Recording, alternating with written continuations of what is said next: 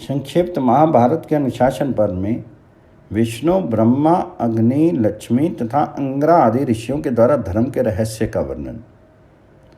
भीष्म जी कहते हैं, युधिष्ठिर, प्राचीन काल की बात है, एक बार देवराज इंद्र ने भगवान विष्णु से पूछा, भगवान आप किस कर्म से प्रसन्न होते हैं, किस प्रकार आपको संतुष्ट किया जा सकता है। तब विष्णु जी ने कहा, इंद्र, ब्राह्मणों की निंदा करना मेरे साथ महान द्वेष करने के समान है। ब्राह्मणों की पूजा करने से मेरी भी पूजा हो जाती है, इसमें तनिक भी संदेह की बात नहीं है।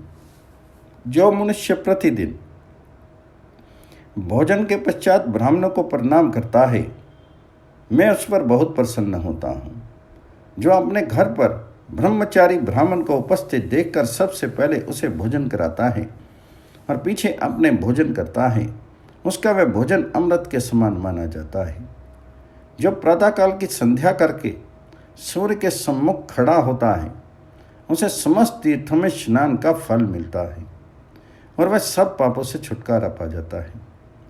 फिर विश्वविख्यात विशिष्ट आदि सप्त ऋषियों ने पद्म योनि ब्रह्मा जी की प्रदक्षिणा की और सब के सब हाथ जोड़कर उनके सामने खड़े हो गए। उनमें से ब्रह्मवेत्ताओं में श्रेष्ठ विशिष्ट मुनि ने इस प्रकार प्रश्न किया, भगवान, मैं संपूर्ण प्राणियों के तथा विशेषतः ब्राह्मण और क्षत्रिय जाति के हित की दृष्टि से एक प्रश्न आपकी सेवा में उपस्थित करता हूँ। इस संसार में सदाचारी मनुष्य प्रायः निर्धन हैं। वे किस प्रकार और किस कर्म के अनुष्ठान से यज्ञ का फल पा सकते हैं। तब ब्रह्मा जी ने कहा, महान भाग्यशाली ऋषियों, मनुष्य को जिस प्रकार फल का यज्ञ का फल प्राप्त होता है वह बता रहा हूँ, सुनो।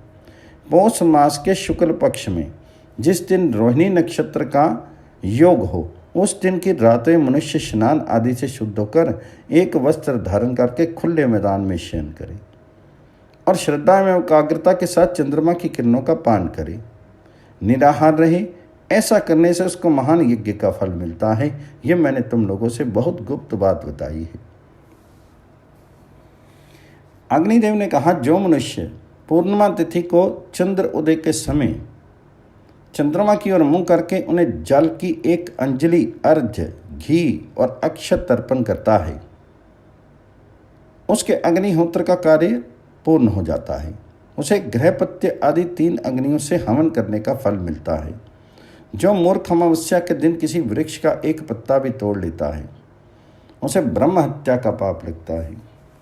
अमावस्या को दातन करने वाला मनुष्य चंद्रमा की हिंसा करता है और उससे पितर भी उद्विग्न होते हैं।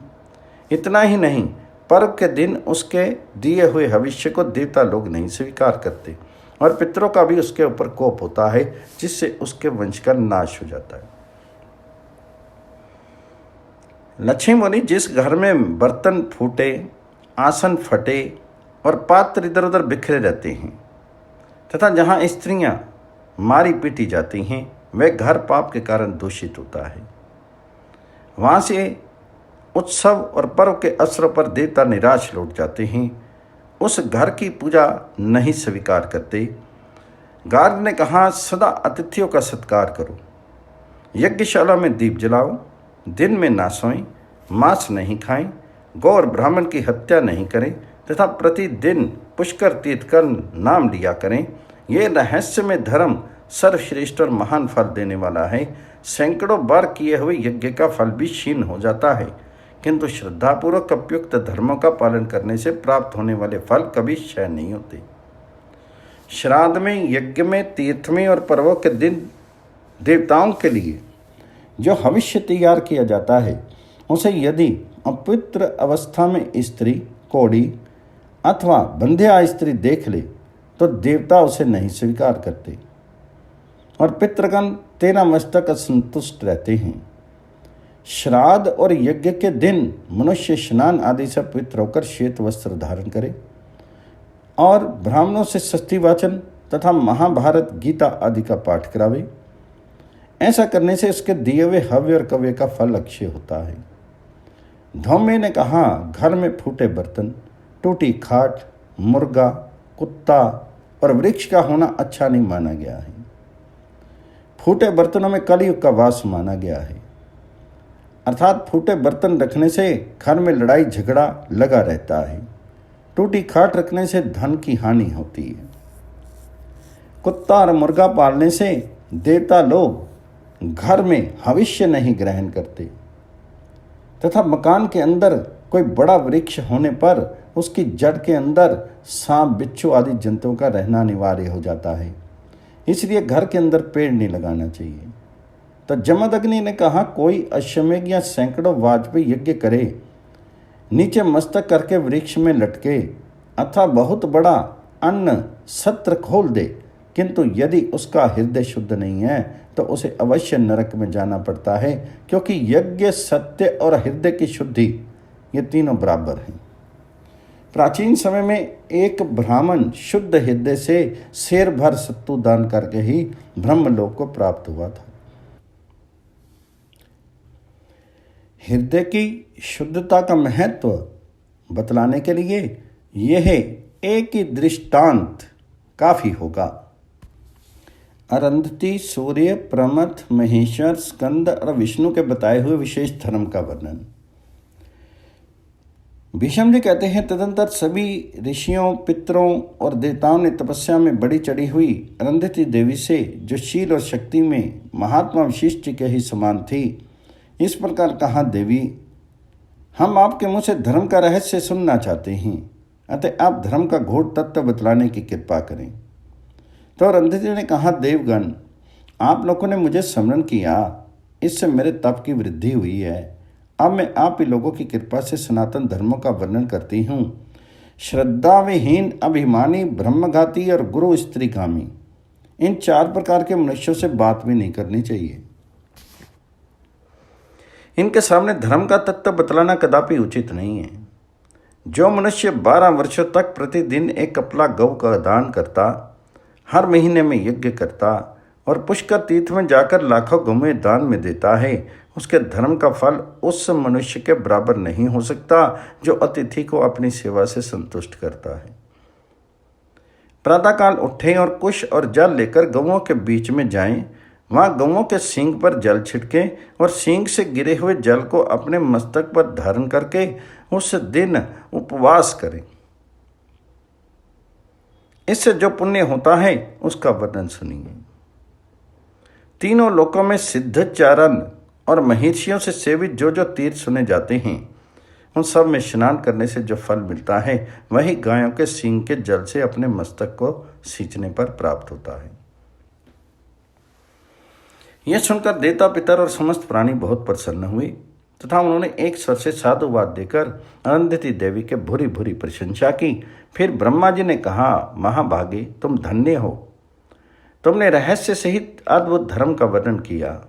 मैं तुम्हें वरदान देता हूं, तुम्हारी तपस्या सदा बढ़ती रहे।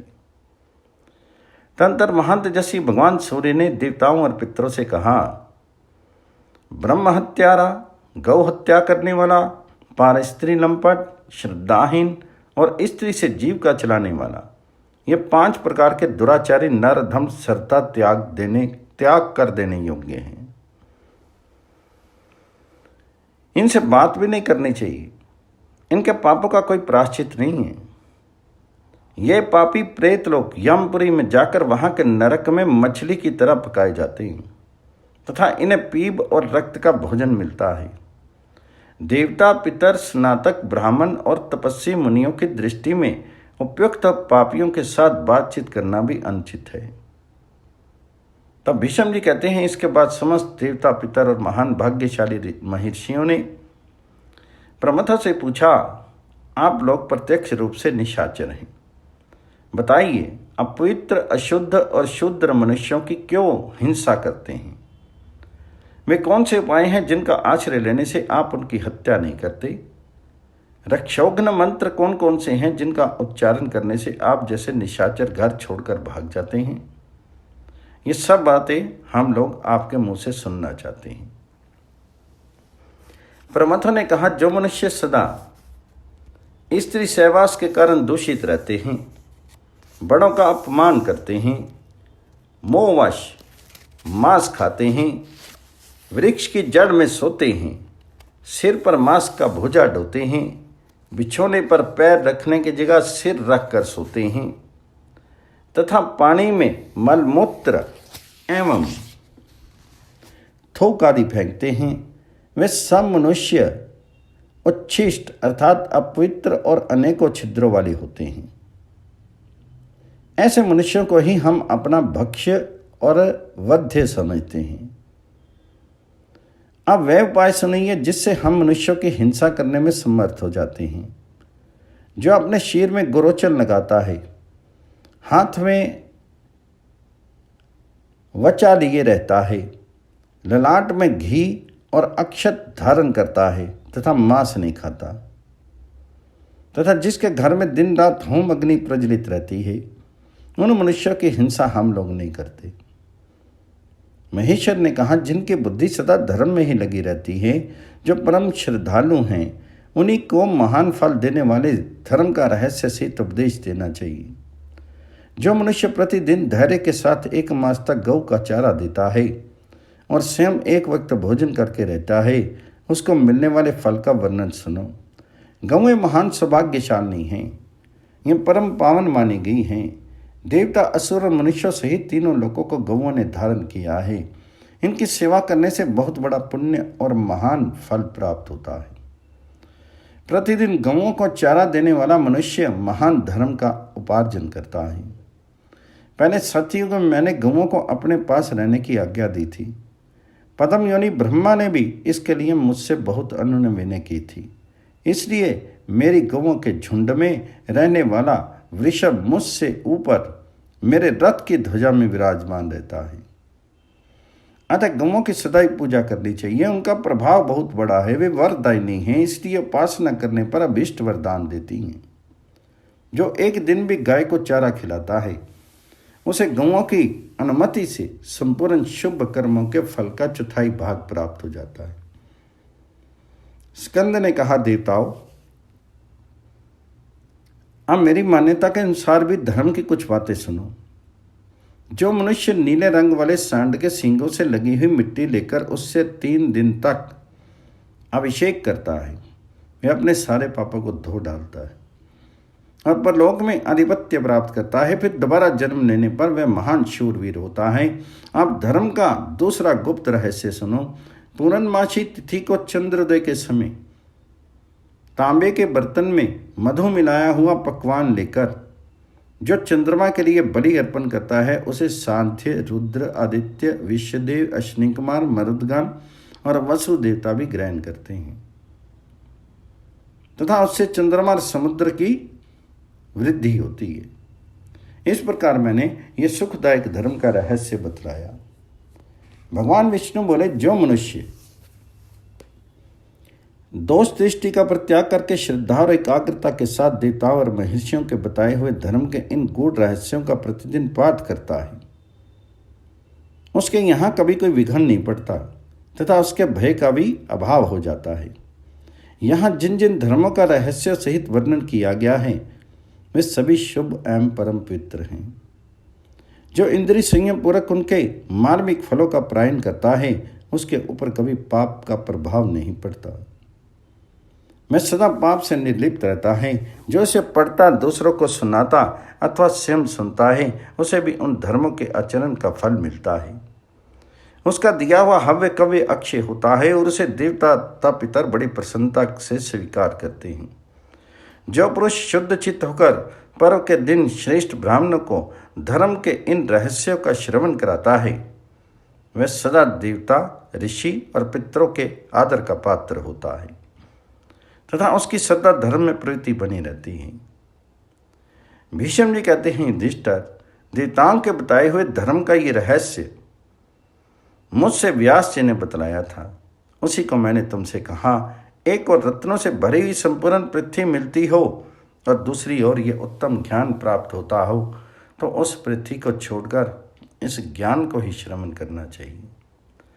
श्रद्धाहीन, नास्तिक, धर्म त्यागी, निर्दयी, युक्तिवाद का सहारा लेकर दुष्टता करने वाले, गुरुद्रोही तथा अनात्मीय व्यक्ति को इस धर्म का उपदेश नहीं देना चाहिए।